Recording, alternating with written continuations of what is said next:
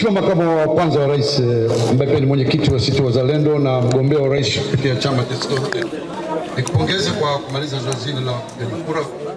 Labda nini kauli yako sasa baada ya kumshamaliza zoezi na unazungumzaje baada ya kupiga kura? Kwanza, ndugu waandishi wa habari na wananchi kwa jumla, tumshukuru Mwenyezi Mungu alhamdulillah kwa kutufikisha siku ya leo salama. Mazingira yetu tuliotoka kwenye uchaguzi mpaka kufika leo sote tunafahamu. Kwa hivyo kwanza tumshukuru Mwenyezi Mungu.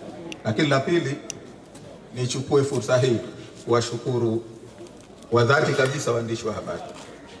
Lakini la tatu, tuwashukuru wenzetu tume ya uchaguzi, vyombo vya ulinzi kwa hatua mbalimbali ambazo wamechukua ambazo leo zimetufikisha hapa.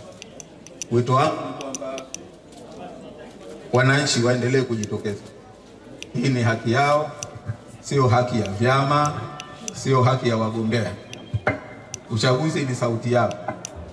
Kwa hivyo wajitokeze ili wapaze sauti yao, wafanye maamuzi kwa nchi yao. Kwa hivyo mimi kubwa niseme hilo, kwa sababu kwa upande wa inachoendelea mpaka sasa, sisi kama chama tuna wagombea, tuna waangalizi, tuna viongozi na watendaji mbalimbali wanaoshughulikia uchaguzi. Kwa hivyo kama chama tunakusanya taarifa kinachoendelea.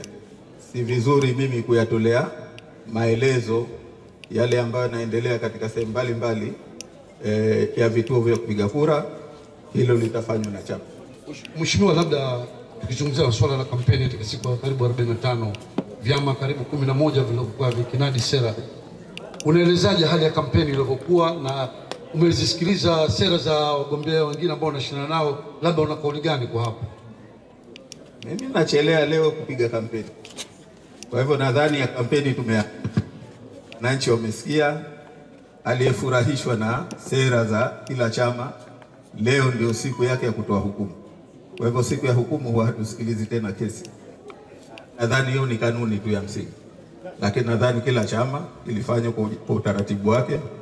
Kulikuwa na uhuru wa kampeni na kila mmoja kajitahidi kwa upande wake. Tushukuru katika hili. Mheshimiwa, hii kwanza ni mara ya ngapi wewe kupiga kura, lakini swala la amani kwako lina tafsiri gani? Uzihesabu sijui kwa haraka, sisi wana sheria tuna shida kidogo ya hesabu. Lakini mimi nimeanza kupiga kura toka mwaka 90. Jang'ombe nadhani kuanzia 2000 ndio nimeanza kupiga hapa Mpendai. Kwa hivyo sijui mnaweza kuhesabu nyinyi wenyewe. Nadhani mwaka 2020 ndio sikupiga kwa sababu sikuwepo nchini. Lakini mara nyingine zote nimepiga kura. Na labda Mheshimiwa, una matumaini kiasi gani ya kushinda uchaguzi? Na usiposhinda utakubali matokeo? Ushinda ni wasu, na sisi tumeona kwenye kampeni zetu kwamba watu tunao. Sasa tunasema ikiwa uchaguzi ni mchakato wa kisheria. Kama sheria na taratibu zitafuatwa na tutashinda, sisi tulishalieleza mapema, tutakuwa mwanzo kumpongeza atakayeshinda na kufanya kazi naye. Lakini kama hazitokuwa sheria zimefuatwa, itaendelea kutusikitisha, na hatuna sababu ya kumheshimu ambaye atashinda kwa njia na taratibu za ghilba na ambazo hazikufuata sheria. Nashukuru sana. Asante. Jamani, nashukuru.